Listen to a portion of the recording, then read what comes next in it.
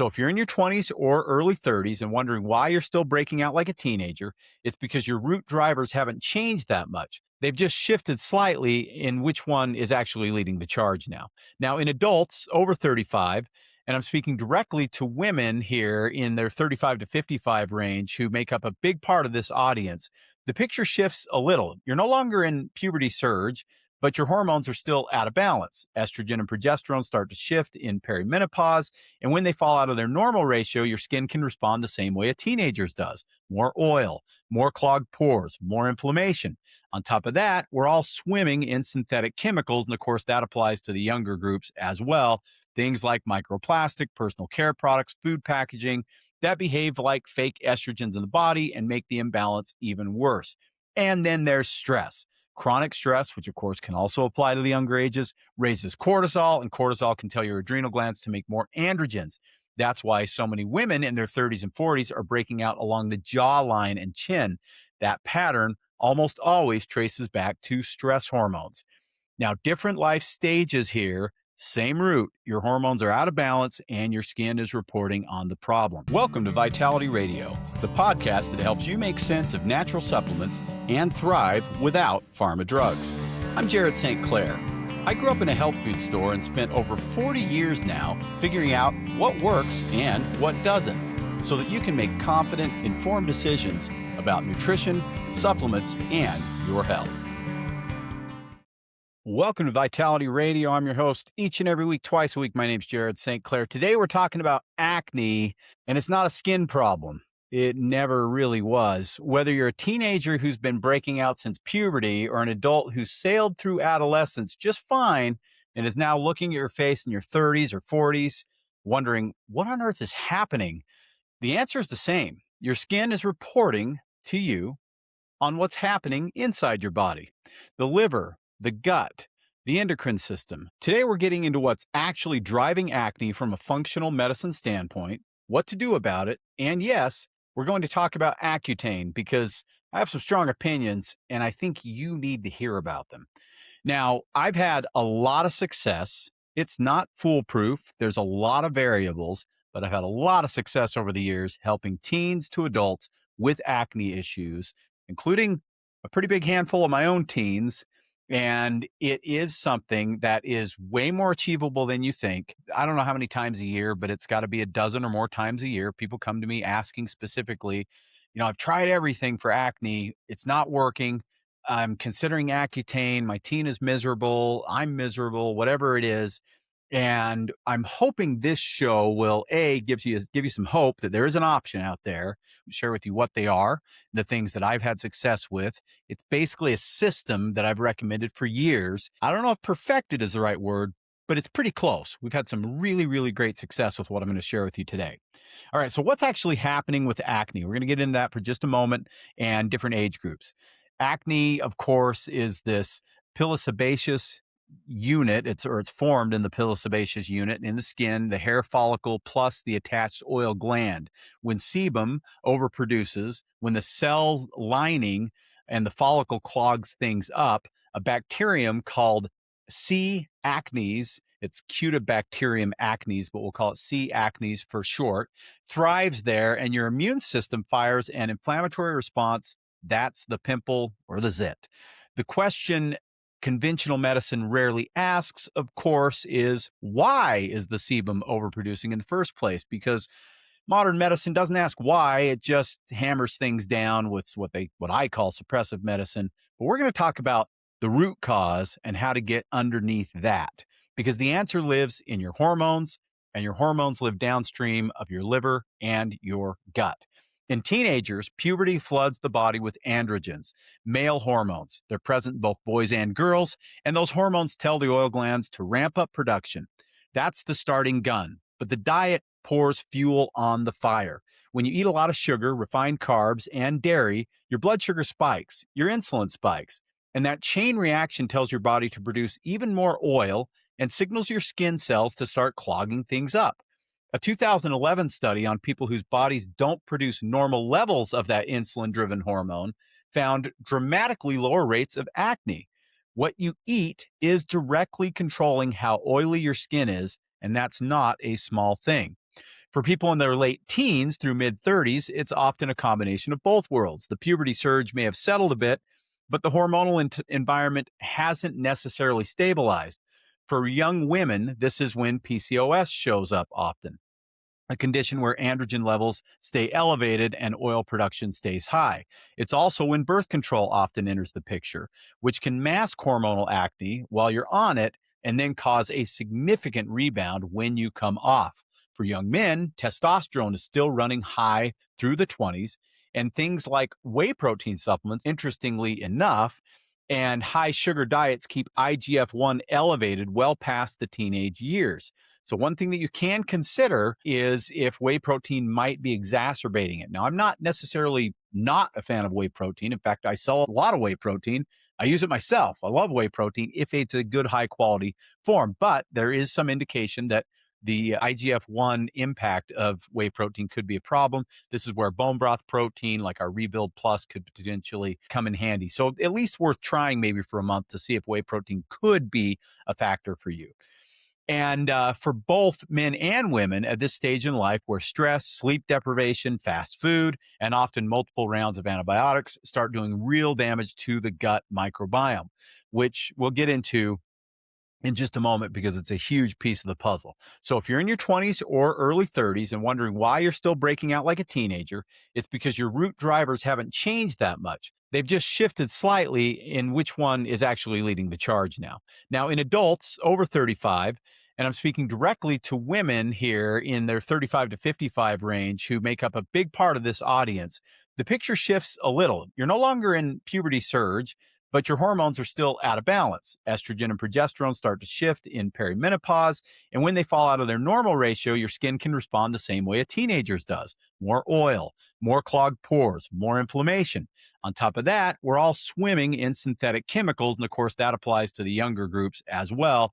Things like microplastic, personal care products, food packaging that behave like fake estrogens in the body and make the imbalance even worse. And then there's stress.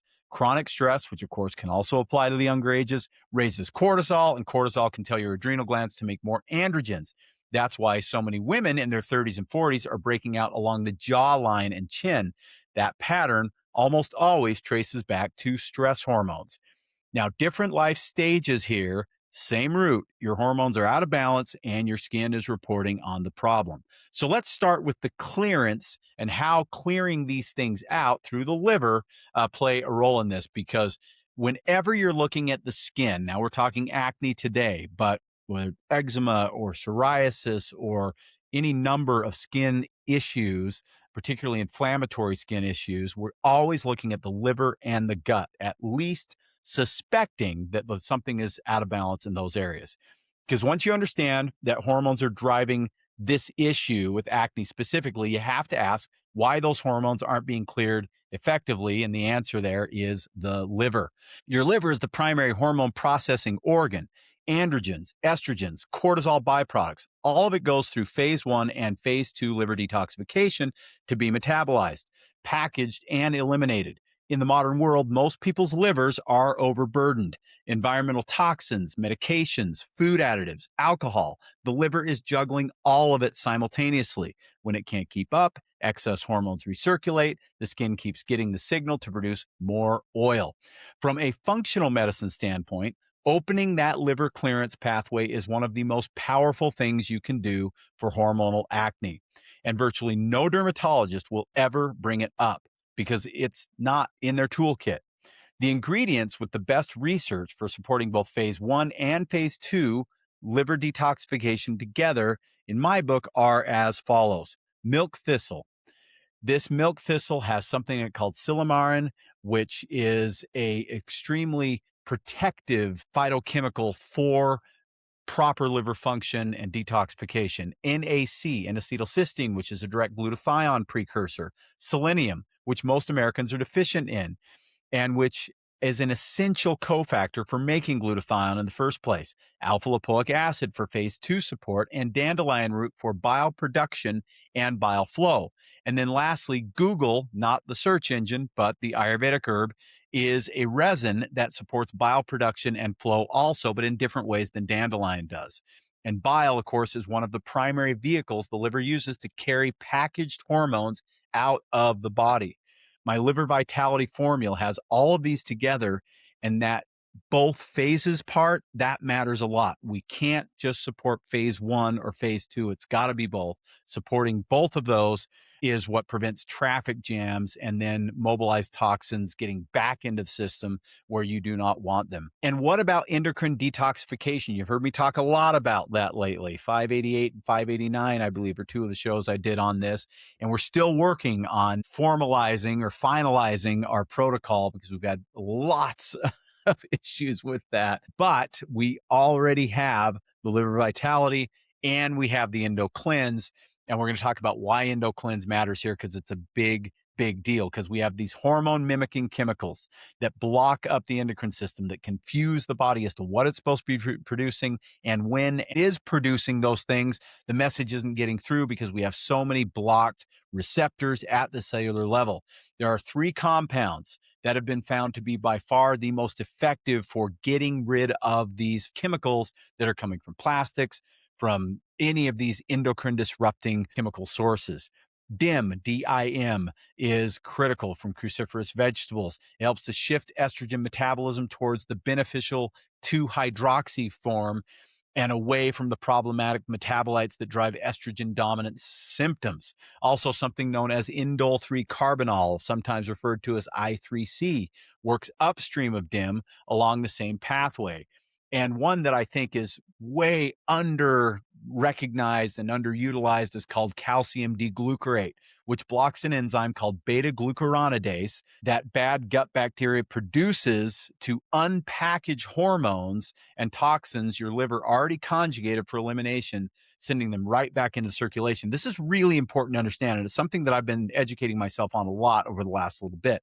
This D-glucarate picture, because we talk about gut dysbiosis and we talk about liver toxicity, but one of the things that I think has been sort of this missing link in our understanding just how critical it is to get the gut microbiome where it needs to be in order for it to not make this beta-glucuronidase at these high levels that ends up basically recycling these packaged toxins and allowing them to get back into the system. It's why in our endocrine detox protocol that we've been working on, Back on Track is a player in that because we have to get the gut where it needs to be in order for everything else from the detoxification pathways to actually work. And what calcium D-glucarate does is it keeps those toxins packaged for delivery out of the body through the liver. Endo Cleanse has all 3 of these things in it. And when you run it alongside liver vitality, you have a really nice combination of detoxifying these things, finding balance for the hormones at all ages, from teen all the way through any of these ages where people are struggling with acne. That combination has been phenomenal. And it's based on years of use of other products that are kind of in that same vein that I've had great success with over the years as well. Now, you've heard of the gut-brain axis. Have you heard of the gut-skin axis? Because the gut-skin axis is no longer a fringe concept. The research is very solid on this. Multiple studies confirm that acne is directly tied to the health of your gut microbiome, and the connection runs through your immune system. When the gut is out of balance, the immune system is out of balance too, and your skin pays the price. Here's the practical translation. C. acnes, that bacterium we talked about, is present in the skin of both people who have acne breakouts and people who don't. The difference isn't the bacterium, it's the intensity of the inflammatory response. A dysbiotic gut tips the immune system toward a pro-inflammatory baseline, so the response to normal skin bacteria becomes exaggerated. You don't just want to kill this C. acnes bacterium, you want a system that just isn't overreacting to it. And my favorite superstar when it comes to the gut, specific to this, because there is actual human clinical evidence that this absolutely works and works in a really, really profound way, is called Saccharomyces boulardii. Saccharomyces boulardii is a non-pathogenic yeast probiotic, something very good for the body. It's transient. It's not a colonizer in the gut. It gets in there, does some really great work, and then it leaves. It's one of the most useful tools in this space because a study found that more than 80% of people taking S. boulardii experienced considerable improvement in acne over just 5 months. Mechanistically, it makes a ton of sense because it modulates gut microbial balance, it suppresses pathogenic organisms, it supports the gut lining and integrity of the gut lining, and reduces systemic inflammation signaling. It's also particularly critical for anyone who has taken oral antibiotics for any reason, but especially if you've been on antibiotics for acne, which is an enormous portion of people with chronic acne. A Harvard study in 2016 found that S. boulardii significantly protected gut microbiome diversity in people taking antibiotics actively, because you can take S. boulardii with your antibiotic, and the S. boulardii will be still effective. It doesn't get killed off by antibiotics, and it's extremely protective. Now, I'm always going to warn you against antibiotics as much as possible, but if you've chosen that route or you feel the need to get on one, S. boulardii is one of the powerhouses that you can take while you're on it, because in that Harvard study, it showed a substantial benefit, way less loss of beneficial bacteria versus the people who were not taking S. boulardii while taking their antibiotic. And then the spores. My three favorite spores are all Bacillus strains: Bacillus coagulans, Bacillus subtilis, Bacillus clausii. And we don't have direct acne studies like we do on S. boulardii, but there's a logical chain. They're among the best research tools we have for restoring gut diversity, reducing intestinal inflammation, and modulating immune response. And we just established that a dysbiotic gut drives a hyperactive immune system, and a hyperactive immune system is what turns normal skin bacteria into a full-blown breakout. So while nobody has done the specific trial, the mechanism connects very cleanly. It just makes sense that a healthier gut microbiome means a calmer immune system. A calmer immune system means your skin stops overreacting to bacteria that were never the real problem to begin with. And so this is why, and I can tell you, yes, there are not studies on this specific to acne, but for over 10 years now, I've been recommending these spore probiotics with excellent success when used with an endocrine detoxification supplement like EndoCleanse. So liver vitality to make sure the pathway is open, EndoCleanse to make sure that we're detoxifying these endocrine disrupting chemicals, and either vital spores or back on track. Kind of your choice, but the vital spores I think probably makes the most sense specific to acne, because it does have that S. boulardii in there as well as the three other spores. However, if you've got a lot of digestive discomfort, gassiness, and bloating and things with meals, then I think the back on tract is an excellent option, because you also get the digestive enzymes as well. Some people for the first month will even do both the vital spores and the back on tract, or for the first couple of months, and then they'll go to back on tract as just a maintenance thing. And then there is a topical piece to this, because yes, while it is an inside out problem, the outside matters as well. And the skin microbiome matters here for sure. So we're going to get to the surface of the problem now, not the root cause so much, but what's happening at the skin itself. And I have a real problem with things like benzoyl peroxide. They're oxidizing to the skin and they're harsh on the skin. Topical antibiotics like clindamycin are contributing to a documented resistance crisis. Just last year, there was a research review that noted that topical antibiotics like clindamycin are rapidly losing ground to resistant C. acnes strains. We're actually building, like we do, antibiotic resistant strains by overusing antibiotics on the skin. Neither of these types of things, the benzoyl peroxide or the clindamycin or other skin antibiotics, address root causes. They just ruin the gut microbiome and the skin microbiome more. Yes, you may see relief, but what are you causing downstream? Now, nano colloidal silver is a different category all unto itself. A 2026 systematic review, this just happened in RSC Pharmaceutics, confirmed that silver nanoparticles. Critically, silver works through multiple simultaneous electrochemical and physical mechanisms rather than a single biochemical one, which means bacteria cannot develop resistance to it the way that they do to antibiotics. That is a huge advantage. Our triple action nano silver from Vitality Nutrition lives up to its name because standard ionic silver donates 1 electron per particle and then it is spent. Our formula's unique particle structure allows thousands of electron donations per particle. It keeps working the entire time it's on the skin. It also emits a resonant frequency that extends actively beyond direct contact and carries an electrostatic charge that actively disrupts the microbial surface environment. Third-party human studies have backed the formula. Clean, non-irritating, no microbiome disruption. It fits into this protocol exactly where a topical should. And I have to give you a personal story on that. So I don't really break out with acne. From a gut standpoint, a liver standpoint, I think I'm in pretty good shape. But what I do get from this bald head of mine is I shave my head and I get these little red irritated bumps. And sometimes I'll end up scratching them off and not realizing what's happening. And then I get the little red, a little bit of blood, and put a tissue up on my head, that kind of thing. Super annoying. I finally started using my own product, the Nano Silver, every time after I shave my head, and for the next 2 or 3 days. I shave my head about every 4 or 5 days. And since I've done that, significantly less of these little bumpy irritations. It's really cool. I have a much more clear bald head since I started using this, but I've had really good success with people with specifically acne using the Nano Silver gel as well. Now, a word of caution about Accutane. Accutane does clear acne quite effectively for a lot of people, for sure. And for severe nodular cystic acne, it suppresses sebum production dramatically. And for some people, it provides lasting relief. So I can't argue with that. But there's also something else you need to know that's very real.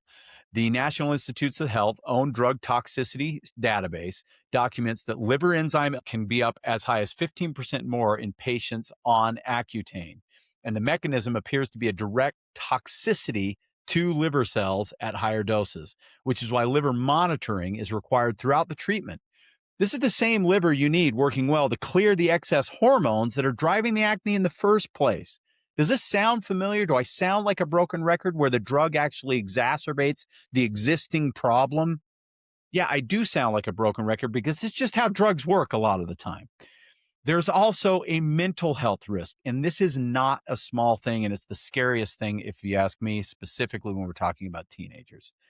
The mental health risks are documented in the FDA's own prescribing information and carry a mandatory warning: depression, mood changes, irritability, psychosis, and suicidal ideation. The American Academy of Dermatology explicitly recommends screening patients for depression and suicidal thoughts before prescribing. We're talking in many cases about teenagers here. This demands some real serious thought. And then there's IBD, inflammatory bowel disease, Crohn's, and ulcerative colitis have been identified as a possible side effect under active investigation because IBD devastates the gut microbiome, which was probably already in trouble before you went on Accutane. Then there's what's called the teratogenicity issue. That's the capacity to cause severe birth defects.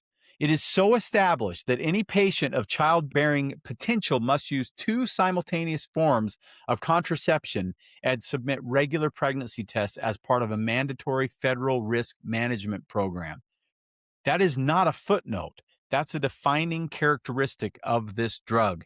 And then there's the functional medicine objection that sits above all of these, which is that drug addresses none of the root causes we covered today. It forces sebum production down by suppressing the gland, and when people relapse, the underlying environment is still exactly where it was, or in most cases worse, because it's so hard on the microbiome and the liver, the 2 areas of the body where acne is coming from in the first place.